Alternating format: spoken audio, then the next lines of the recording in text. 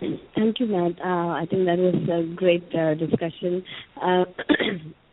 Dr. Ray and Suleika, we have a list of questions that we have received from our listeners. I will just read through them and we can get to answering them. Now, Dr. Ray, the first one is for you. It is, can fertility treatment drugs and hormones adversely affect the cancer patient? If yes, what are those category of fertility drugs that a cancer patient, both male and female, should be aware of? And this is a great question. I think this is something that all of our patients ask us about. But the short answer is no. The hormones that are necessary to undergo fertility preservation or IVF in general really have not been shown to increase the risk of cancer in any patients. And this is very reassuring, whether it be cancer survivors or patients undergoing IVF in general. The studies on women conceiving after breast cancer also appear to be very reassuring, and in some cases may actually show a longer life expectancy with pregnancy than without, although it's not clear in some cases whether this is because the woman who has a baby after surviving cancer may be generally a healthier group of women overall. And there have been some studies of women who've undergone fertility preservation, and that also has not shown an increased risk of recurrence. So these studies, we are ongoing. Obviously, there's a lot more data needed, but it appears to be reassuring so far. But I think, what we do see is that particularly for breast cancer patients, especially those with hormonally responsive tumors or estrogen receptor positive tumors, there certainly is this theoretical risk of increasing the risk of recurrence with any kind of exposure to estrogen. And estrogen, we know, is a hormone that is inherent to fertility treatment and pregnancy. And so even though the studies look reassuring because of this theoretical risk, we certainly always take that extra precaution with these women when they undergo fertility treatment, and we administer a class of medication called aromatase inhibitors. And these are medications that work by lowering estrogen levels and keep those estrogen levels to a minimum. But in keeping that in mind, the period of time in which hormone levels are elevated is really less than a week during fertility treatment, and that's in contrast, of course, to potentially 9 months of pregnancy. And so I think if it's felt that it's safe for a woman to carry a pregnancy, then usually it's not such a stretch for the patient and their oncologist to undergo the hormonal treatment for an egg harvest. But, in the cases where we feel like that is not a risk worth taking, women still have the option to use a gestational carrier, in other words, someone else that would carry her pregnancy, even though it's her embryo, if we feel like it's otherwise not safe. Thank you, Doctor. The next listener I wanted to ask, could you throw some light on what a dose of radiation is appropriate in order not to cause harm to the reproductive parts? Is there a high risk and low risk dosage in that sense? Yes, good question. So what we know is that radiation can affect fertility for men and women. It will depend on the total dose that's given and the target organ that's involved. For women and for men, when it affects the ovaries or the testicles, it can lead to a decrease in the number of eggs or a cessation of sperm production. If in a woman she has radiation to her uterus or her cervix, this may affect her ability to be pregnant later on, in other words, to carry the pregnancy. And we also know if there's radiation to the brain, this may block normal hormone production that's necessary for a woman to ovulate or for a man to produce sperm or testosterone. So we do know that certain types of radiation, particularly abdominal or pelvic radiation that exceeds 6 gray units, may present women or men with a very high risk of amenorrhea. For women, that means they don't get their periods, or azoospermia, which means for men that they do not have any sperm. and this is a condition they may not recover from. Similarly, the kind of radiation inherent to a stem cell transplant, a total body irradiation, also carries a high risk of this. Radiation to the head or brain that exceeds 40 gray units. Certainly these are always in a spectrum. There's certainly no strict cutoffs, but these are the doses at which we are told that the risk is much higher. Typically, this would be information that we would work with radiation oncologists to determine what the total dose would be for those patients. And as much as possible, we would try to shield those reproductive organs before radiation. Well, thank you, Doctor. Suleika, this one has just come in. I think you have touched upon the cost of preserving fertility and how insurance doesn't cover it. So the listener wants to ask, do you have to pay every year for supporting the egg freezing for you, or is it just a one-time investment that they ask for? That's a good question. Yeah. I'm sorry, was it? Oh, was that for you or for me? That's just Suleika. Okay. So initially, I was storing my eggs at the clinic here in New York City where I did the egg preservation, and it was very expensive. I think it was about $500 every 6 months, which was prohibitive considering that I don't plan on using those eggs for several more years. Through this organization that I mentioned called Verna's Purse, I believe it's free. There might be a nominal fee of $75 or $100. I'm not sure of the exact fee, but it's pretty much completely covered, which is incredible. Okay. And I think if I can, yeah, if that's possible, I think please share your thoughts. Suleika touched upon a great organization, and that is Fertile Hope. Fertile Hope is now a subsidiary of Livestrong. Fertile Hope does provide a number of excellent resources for men and women that have been facing cancer and have concerns about fertility. Educational materials there. There are interactive tools there to learn more about the impact of a particular diagnosis and treatment on your fertility. But also, most importantly, they can provide some direction in terms of finding a clinic that may be able to offer financial assistance or a discounted rates for egg freezing or embryo banking. In addition, there are a number of pharmaceutical companies that will often provide a lot of the medications that are necessary for the egg freezing or embryo banking cycles for free.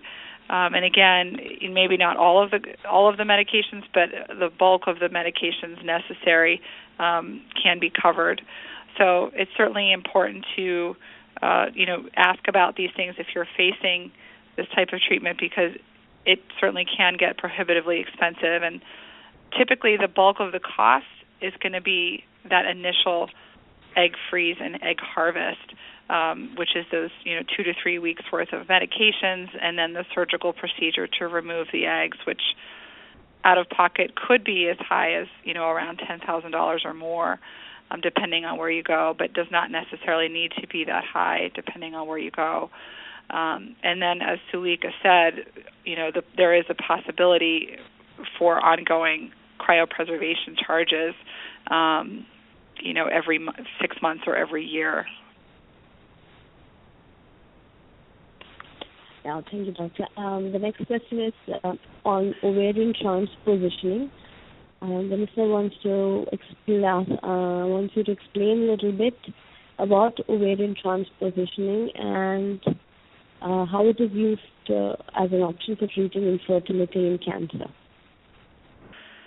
Great. So ovarian transpositioning means that for certain types of cancer, when a woman is facing radiation to the pelvis, her radiation oncologist and her surgeon, usually a gynecological oncologist, will work together to come up with a plan to move the ovaries out of the way of the radiation, and then protect it from exposure.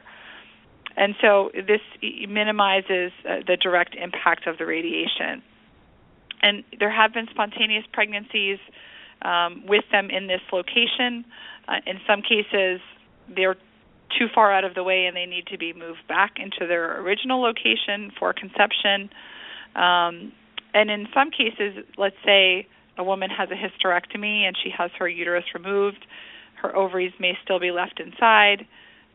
She can still undergo IVF, and the eggs would be harvested again, and then embryos created, and then usually put into a gestational carrier. So it's kind of an example there that gives you an idea of a lot of different modalities that are used, from surgical conservation, transposition of the ovaries, and then assisted reproductive technologies. Thank you, Doctor.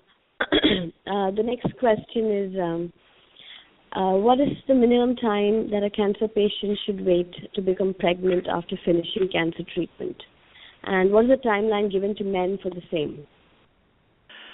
That's a good question, and I have to say that in my shoes, typically this is a discussion between the patient and their oncologist, and usually I will wait until I have the green light from them to help the patient pursue pregnancy. I think broadly we would say probably 2 to 3 years, but I think this really varies on the patient and their prognosis and their overall fertility and cancer treatment plan. But, it's important to think of some creative options sometimes. For example, if a patient's using an egg donor, or if she's using a gestational carrier, in other words, someone else to carry the pregnancy, then it's actually medically possible for a patient to become a parent even while they're still undergoing treatment. So I'm not saying that this is necessarily the best way to go about it, but I'm just saying there certainly are lots of options that they don't necessarily have to happen in tandem. We have another question which says, in some cases of cancer, like prostate cancer and germ cell tumors, you may not get any viable sperms even before chemotherapy. So what is the course of fertility preservation in such cases? This is a good question, and typically we would manage these cases with a urologist who has a focus in infertility.